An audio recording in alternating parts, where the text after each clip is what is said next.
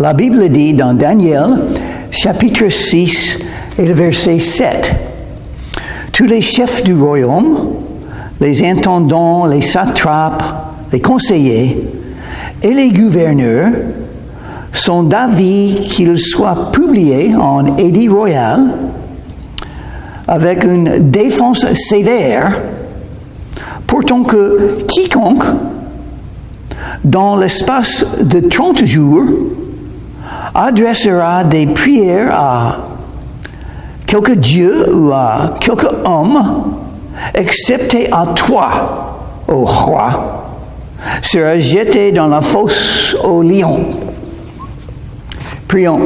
Merci Seigneur pour la parole de Dieu, pour la vérité que tu nous as donnée. Pardonne-nous nos péchés. Aide-nous à mieux comprendre et mettre en pratique et obéir et croître dans la foi pour toi, Seigneur Jésus. Dans ton nom, je te prie. Amen. Donc voilà, Daniel avait des ennemis, comme nous tous, c'est une guerre spirituelle, n'est-ce pas, la vie chrétienne? On aura des ennemis, mais pour nous, ne sont pas des ennemis, ce sont des gens pour lesquels on prie, on espère qu'ils vont venir à Jésus aussi, mais ils vont faire des choses contre nous de temps en temps, ça s'appelle la persécution. Et en réalité, c'est une bénédiction d'être persécuté pour Jésus, il est mort pour nous. Donc, si on a beaucoup de haine pour moi, parce que je parle de Jésus, c'est une évidence que je fais l'œuvre de Dieu, pour laquelle je serai récompensé. Mais les ennemis vont faire ce qu'ils vont faire. Intéressant ce qu'ils ont fait, parce qu'ils ont remarqué très bien vu la vie de Daniel. Et qu'est-ce qu'ils ont vu? Oh, c'est quelqu'un de la prière.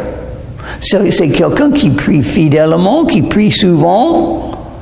C'est étonnant. Donc, nous voulons faire quelque chose contre Daniel. On aimerait bien le faire périr. Donc, comment l'accuser?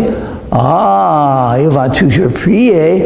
Nous pouvons faire une loi qui dit on ne peut pas prier. Oui, le monde est contre la prière. Seulement les croyants font de vraies prières à Dieu dans le nom de Jésus, ou à Jésus lui-même, ou au Saint-Esprit lui-même, parce que Dieu est toi, dans un sens, la Trinité, le Père, le Fils et le Saint-Esprit. Jésus est le médiateur entre les hommes et le Père. Donc, si on a deux côtés, deux parties, deux parts, et un médiateur, on parle au médiateur. Qui est le médiateur? Jésus. Il faut parler à Jésus pour être sauvé. Quiconque invoquera le nom du Seigneur sera sauvé. Et qu'est-ce que c'est le nom du Seigneur? Jésus. Le Seigneur Jésus-Christ dans le Nouveau Testament. C'est Jésus. Mais interdire la prière. Et on a fait ça aux États-Unis dans un sens. Quand j'étais tout petit, avant 10 ans, dans les écoles américaines, le professeur pouvait dire ce qu'elle voulait dire. C'est un pays de liberté, n'est-ce pas? C'était un pays de liberté. Un professeur pouvait dire ce qu'il voulait, même au sujet de la religion, au sujet de Dieu, au sujet de Jésus. C'était mon professeur parce que je ne suis pas d'une famille chrétienne. Je n'ai rien entendu chez moi de Dieu, de la Bible, de Jésus, rien du tout. Et quand j'avais 9 ans, à l'école, peut-être 8 ans, mon professeur, c'était la Pâque. Elle parlait de la résurrection des morts. Elle a expliqué à la classe. C'était bon pour moi. C'est un bon mémoire que j'ai. La première fois que j'ai entendu parler de la résurrection de Jésus-Christ, c'était dans l'école. Mais un athée. 1 an, 2 ans plus tard, un athée faisait des plaintes. Et elle n'aimait pas le fait que, quand son fils est allé à l'école, elle a entendu les prières. Elle n'aimait pas ça, parce qu'elle était athée. Elle ne veut pas que son fils entende les prières. Mais au lieu d'avoir quelque chose pour les situations comme ça, oui, on a le droit de ne pas entendre. S'il ne veut pas entendre, oui, je suis d'accord avec ça. Mais maintenant, tous les échos ont été changés. Le cours suprême, c'est ça, comment le dire en anglais, le Supreme Court, a décidé que cette dame athée avait raison. Ils ont dit que, oui, un professeur, c'est un employé du gouvernement. Le gouvernement ne peut pas établir une religion. Donc, un employé du gouvernement ne peut pas parler de Dieu. Comment? Ils ont ôté les prières. Ils ont ôté la Bible. Ils ont fermé la bouche des professeurs même de parler de Dieu, de la moralité, des lois, les commandements de la Bible, la vie de Jésus, les enseignements de Jésus. Interdit maintenant. Incroyable. Et horrible. C'est le même esprit. L'esprit du monde, l'esprit du diable va essayer à faire des lois pour dire, vous ne pouvez pas adorer Dieu comme ça. Vous ne pouvez pas. Parce que nous, les athées, ne voulons pas. Donc, vous, les croyants, vous ne pouvez pas. Ça arrive beaucoup pire dans d'autres pays, des pays communistes, des pays musulmans, où la liberté n'est pas là. Et si on parle comme moi, maintenant, ce que je fais aux États-Unis, ce que je vais faire bientôt en France, vous serez jeté en prison. Et eux, ils ont établi une prison avec des lions. Avec des lions. Nous savons l'histoire, n'est-ce pas, de Daniel, ce qui va arriver.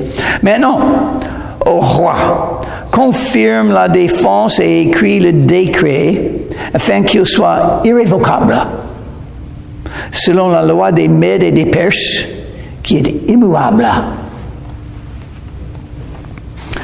Un décret du roi dans ce pays-là,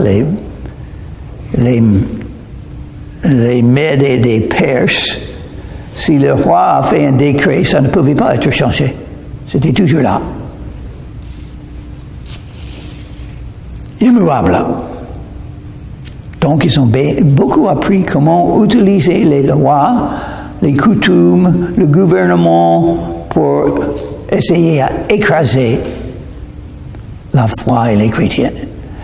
Dans un sens, c'est bête parce que, à mon avis, les meilleurs citoyens du monde de n'importe quel pays, ce sont des croyants en Jésus. De la Bible, on apprend à avoir le respect et l'honneur pour les autorités.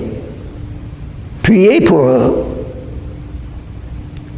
Obéir les lois du pays. Romains chapitre 13, versets 1 à 7, dit très clairement qu'il faut obéir les autorités. Jésus a même dit qu'il faut payer les impôts. Il faut rendre à César ce qui est à César et à Dieu ce qui est à Dieu. Oh. Étonnant comment Jésus a enseigné. C'est très clair. Il faut beaucoup travailler.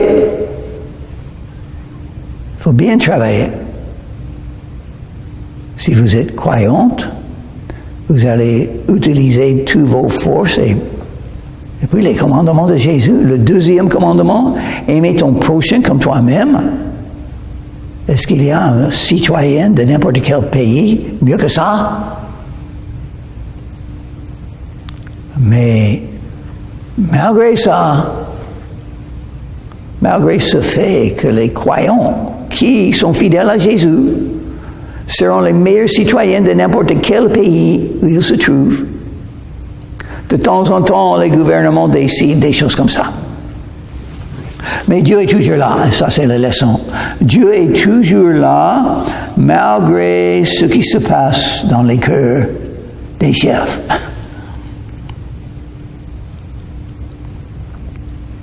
Là-dessus, le roi Darius écrivit le décret et la défense. Voilà, c'est fait.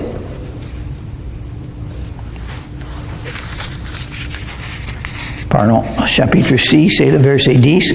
Lorsque Daniel sut que le décret était écrit, il se retira dans sa maison, où les fenêtres de la chambre supérieure étaient ouvertes dans la direction de Jérusalem.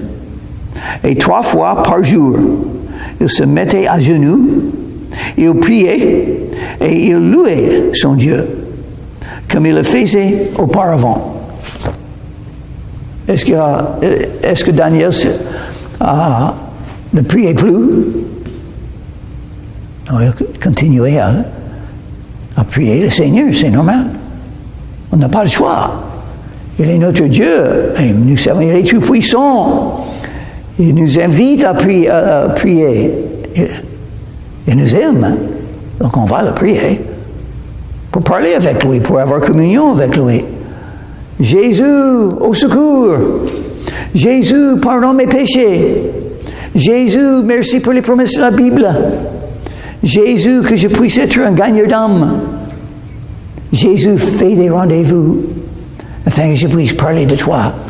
J'ouvre ma bouche. Jésus, maintenant c'est toi qui peux le remplir. Alors ces hommes entrèrent tumultueusement et ils trouvèrent Daniel qui priait et invoquait son Dieu. Puis ils se présentèrent devant le roi et lui dirent au sujet de la défense royale. N'as-tu pas écrit une défense pourtant que quiconque dans l'espace de 30 jours adresserait des prières à quelque Dieu ou à quelque homme, excepté à toi, ô roi, serait jeté dans la fosse au lion? Le roi répondit, la chose est certaine, selon la loi des Mèdes et des Perses, qui était immuable. Donc le roi ne pouvait rien faire maintenant. Oh, les satrapes, les sages, les gouverneurs, ils ont trouvé le moyen de forcer le roi à faire ce qu'il voulait. La même chose arrive dans les pays aujourd'hui. Vous pouvez être certain. Ils prirent de nouveau la parole et dirent au roi,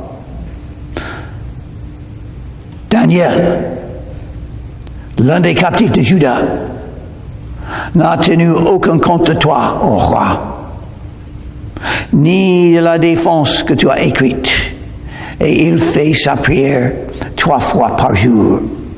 La première chose qu'ils ont dit, c'était un mensonge. Quand ils ont dit, Daniel n'a tenu aucun compte de toi, c'est pas vrai. Les croyants sont les meilleurs citoyens.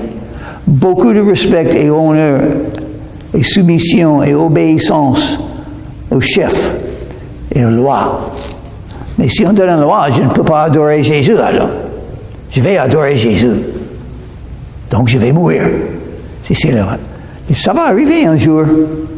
L'Antéchrist va faire une loi au milieu des 7 ans de la grande tribulation. L'Antéchrist va entrer dans le temple à Jérusalem. Il va se déclarer Dieu. Il va demander que tout le monde l'adore. Et ceux qui ne l'adorent pas auront le cœur coupé, la tête coupée. Ils vont mourir. Donc, j'espère que vous êtes préparés pour mourir pour Jésus. Et si vous aimez Jésus, si vous êtes reconnaissant du fait qu'il est mort pour vous, j'espère que vous êtes prêts pour mourir pour lui. Et qu'est-ce que c'est la mort? L'esprit quitte le corps et va avec Dieu, si on sait Jésus comme sauveur. Donc la mort, c'est, comme Paul a dit, vivre c'est Christ, mourir c'est un gain, parce que je serai éternellement dans toute cette beauté et gloire dans l'éternité. Mais la vie est précieuse, je ne veux pas mourir. Je veux vivre pour Jésus, tout ce qui est possible. Et j'ai déjà vécu assez, donc si je meurs maintenant, j'ai 76 ans, donc je suis prêt. Il y a 57 ans, presque, j'ai reçu Jésus comme mon sauveur. Donc, il est l'heure. Mais je n'ai pas beaucoup accompli dans ma vie, donc c'est mieux de vivre beaucoup plus afin de enfin accomplir quelque chose pour Jésus. Je suis peut-être le pire des croyants, donc je dois vivre plus longtemps pour croître dans la foi, pour mieux connaître Jésus, pour porter encore plus de fruits pour lui et pour sa gloire.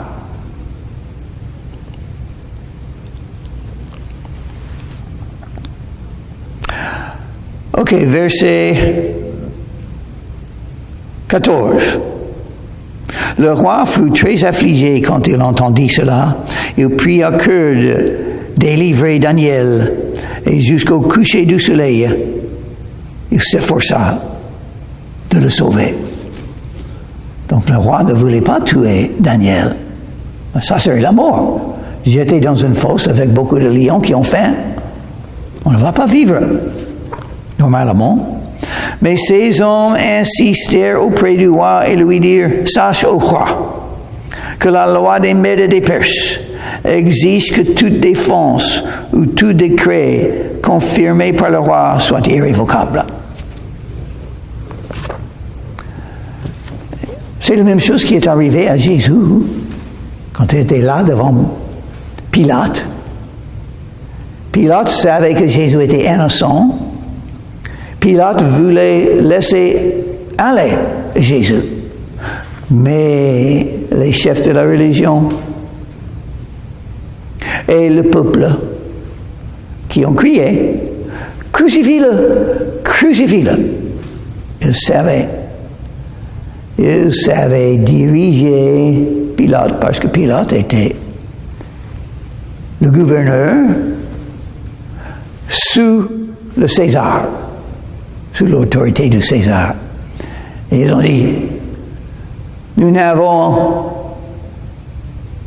qu'un roi, César, pas Jésus. Jésus est le roi des Juifs. Est-ce que vous voulez le roi des Juifs, Pilate? Alors le roi donna l'ordre qu'on amène Daniel et qu'on le jette dans la fosse aux lions. Le roi prit la parole et dit à Daniel, « Puisse ton Dieu, que tu sers avec persévérance, te délivrer. » Et ça est arrivé. Pourquoi tout ça est arrivé? C'est Dieu qui est là et contrôle tout. Il a contrôlé la haine des ennemis de Daniel. Il a contrôlé, en ce qui concerne les lois des Mèdes et des Perses. Il a contrôlé le roi qui ne pouvait rien faire maintenant parce qu'il a déjà donné le décret. Et il a préparé Daniel à rester fidèle malgré ce qui s'est passé. Parce que Dieu est là. Il est tout puissant. Et il aime donner des preuves qu'il décide. Et il fait la même chose dans nos vies. Nous pouvons avoir confiance dans notre Dieu. Il nous aime, il guide nos vies, il va nous protéger, il va nous donner la sagesse, il va faire des miracles s'il faut.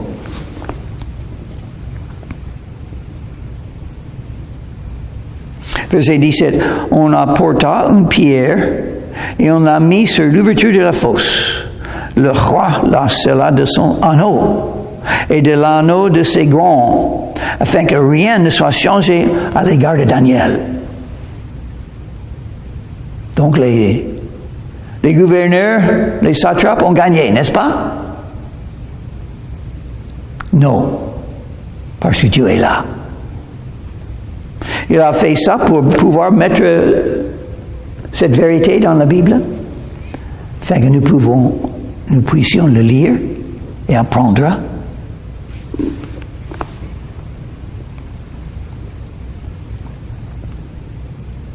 Le roi se rendait ensuite dans son palais Il passa la nuit à jeûne. Il était troublé par ce qui est arrivé à Daniel. Et il ne fit point venir de concubine auprès de lui, et il ne put se livrer au sommeil.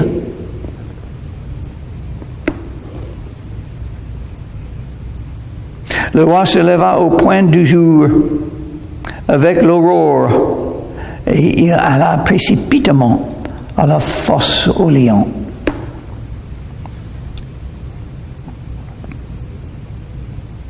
Il est allé regarder. Daniel est mort sans doute. Qu'est-ce qui est arrivé à Daniel? En s'approchant de la fosse, il appela Daniel d'une voix triste. Le roi prit la parole et dit à Daniel, « Daniel, serviteur de Dieu vivant. » Et voilà ce que le roi a dit. « Daniel, serviteur de Dieu vivant. » Oh, une chose qui est arrivée par toute cette situation, un bon témoignage au roi et aux autres.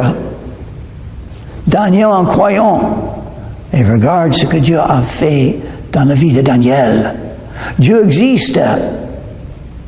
Encore une preuve pour les non-croyants, leur cœur touché par tout ce qui est arrivé. C'est ce qui arrive. Dieu est en train de se manifester.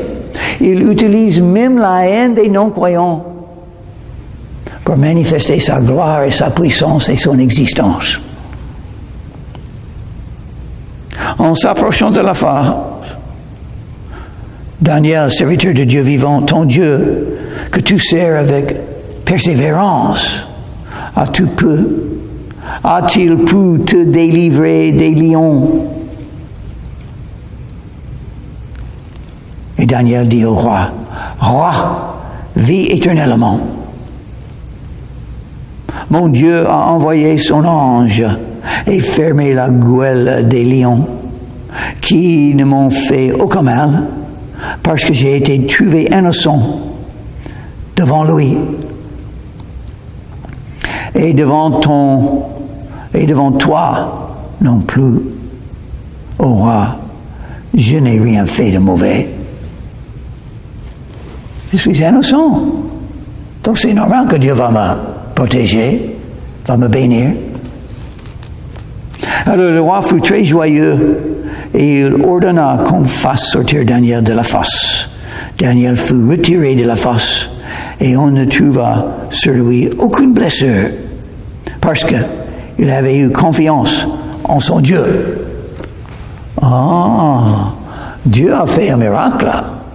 Dieu a tout contrôlé, mais par le moyen de la foi d'un croyant. Si on se confie en Dieu, Dieu le fera. Tout est possible à celui qui croit. Daniel était un croyant. Ça veut dire, il croit que Dieu peut tout faire. Il croit que Dieu l'aime. Il croit que Dieu exauce ses prières. Il croit que Dieu va le protéger jusqu'à la fin de sa vie. Si Dieu veut que je vive, je vais vivre.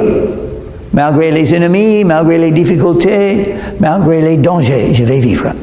Jusqu'au jour que Dieu ne me veut, jusqu'au jour que Dieu ôte ma vie. Et après ça, je serai avec lui, donc. Le roi ordonna que ces hommes qui avaient accusé Daniel soient emmenés et jetés dans la fosse aux lions. Qu'ils soient parvenus au fond de la fosse. Les lions les saisirent et brisèrent tous leurs os. Oh, le roi est toujours roi. Il peut faire un autre décret. Cette fois, il a ordonné que les méchants soient jetés dans la prison. Verset 25. Après ça, le roi Darius écrivit à tous les peuples, à toutes les nations, aux hommes et à toute langue qui habitent sur toute la terre, que la paix vous soit donnée avec abondance. J'ordonne que dans toute l'étendue de mon royaume, on ait de la crainte et de la frayeur pour le Dieu de Daniel. Voilà un autre résultat de tout cet événement. La vérité, le nom de Dieu est annoncé dans tout le royaume des Mèdes et des Perses par le roi. Car il est le Dieu vivant et il subsiste éternellement. Son royaume ne sera jamais détruit et sa domination durera jusqu'à la fin. Il a appris la même leçon que Nebuchadnezzar a appris. Les royaumes des hommes vont se terminer. Tous. Mais le royaume de Dieu dure éternellement. Et qu'est-ce qu'on a dit au roi quand on vient dans sa présence? On dit « Vis éternellement ». Mais c'est pas possible sans Jésus. Il nous faut la vie éternelle. La vie présente, c'est très courte. Et ça se termine par la mort. C'est beaucoup mieux d'avoir la vie éternelle. Et c'est Dieu qui le donne parce qu'il est éternel. Le nom de Dieu dans l'Ancien Testament, c'est Jéhovah, qui veut dire l'éternel. C'est-à-dire je suis, qui veut dire l'éternel. Je suis que je suis. Dieu a dit à Moïse, Jéhovah. Et donc, Jésus, dans le Nouveau Testament, parce que l'ange a dit à Marie, quand il est né, il faut donner à l'enfant le nom Jésus, parce qu'il sauvera son peuple de leurs péchés. Sauver de quoi? De la mort, de l'enfer, de la mort éternelle, pour leur donner la vie éternelle. Et même, peut-être le meilleur verset de la Bible, le thème principal de la Bible, une chose que Jésus a dit, l'Évangile selon Jean, chapitre 3, verset 16, « Car Dieu a tant aimé le monde qu'il a donné son Fils unique, afin que quiconque croit en lui ne périsse pas, mais qu'il ait la vie éternelle. »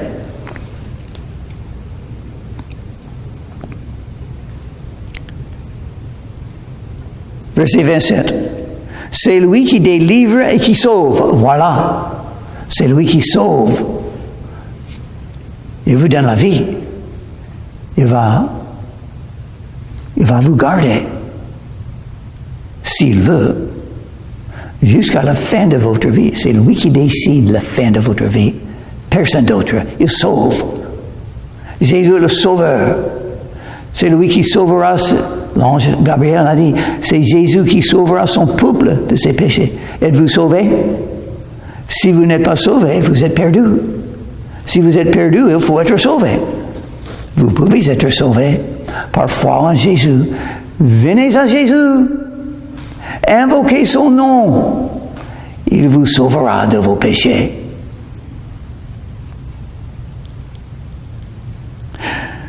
C'est lui qui délivre et qui sauve, qui opère des signes et des prodiges dans les cieux et sur la terre. C'est lui qui a délivré Daniel de la puissance des lions. Daniel prospéra sous le règne de Darius et sous le règne de Cyrus, le Perse. Donc, voilà l'Évangile. Et encore un roi. Darius, qui a appris que Dieu est Dieu et que les êtres humains sont très petits, très faibles, même les chefs des pays, quand on pense à Dieu et son pouvoir.